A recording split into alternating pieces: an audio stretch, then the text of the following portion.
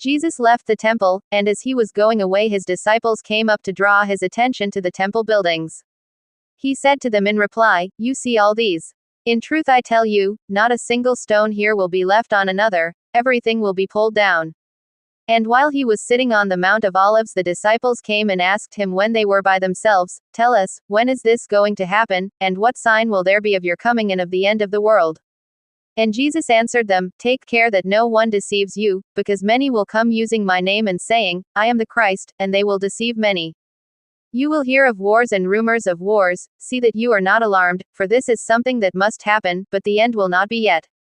For nation will fight against nation, and kingdom against kingdom. There will be famines and earthquakes in various places.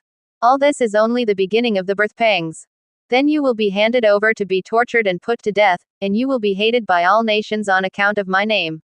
And then many will fall away, people will betray one another and hate one another. Many false prophets will arise, they will deceive many, and with the increase of lawlessness, love in most people will grow cold, but anyone who stands firm to the end will be saved. This good news of the kingdom will be proclaimed to the whole world as evidence to the nations. And then the end will come. So when you see the appalling abomination, of which the prophet Daniel spoke, set up in the holy place, let the reader understand. Then those in Judea must escape to the mountains. If anyone is on the housetop, he must not come down to collect his belongings from the house. If anyone is in the fields, he must not turn back to fetch his cloak.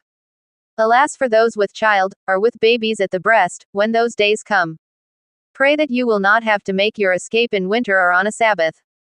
For then there will be great distress, unparalleled since the world began, and such as will never be again. And if that time had not been shortened, no human being would have survived, but shortened that time shall be, for the sake of those who are chosen. If anyone says to you then, "Look, here is the Christ," or, "Over here," do not believe it, for false Christs and false prophets will arise and provide great signs and portents, enough to deceive even the elect, if that were possible. Look, I have given you warning. If, then, they say to you, "Look, he is in the desert," do not go there. "Look, he is in some hiding place," do not believe it, because the coming of the Son of Man will be like lightning striking in the east and flashing far into the west. Wherever the corpse is, that is where the vultures will gather. Immediately after the distress of those days the sun will be darkened, the moon will not give its light, the stars will fall from the sky, and the powers of the heavens will be shaken. And then the sign of the Son of Man will appear in heaven. Then, too, all the peoples of the earth will beat their breasts, and they will see the Son of Man coming on the clouds of heaven with power and great glory. And he will send his angels with a loud trumpet to gather his elect from the four winds, from one end of heaven to the other. Take the fig tree as a parable. As soon as its twigs grow supple and its leaves come out, you know that summer is near. So with you, when you see all these things, know that he is near, right at the gates. In truth I tell you, before this generation has passed away, all these things will have taken place. Sky and earth will pass away, but my words will never pass away. But as for that day and hour, nobody knows it, neither the angels of heaven, nor the Son, no one but the Father alone. As it was in Noah's day, so will it be when the Son of Man comes.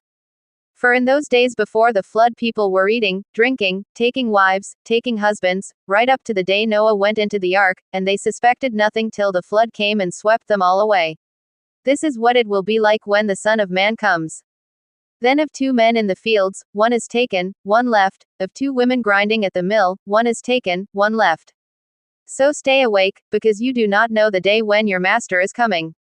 You may be quite sure of this, that if the householder had known at what time of the night the burglar would come, he would have stayed awake and would not have allowed anyone to break through the wall of his house. Therefore, you too must stand ready, because the Son of Man is coming at an hour you do not expect. Who, then, is the wise and trustworthy servant whom the master placed over his household to give them their food at the proper time? Blessed that servant if his master's arrival finds him doing exactly that. In truth I tell you, he will put him in charge of everything he owns.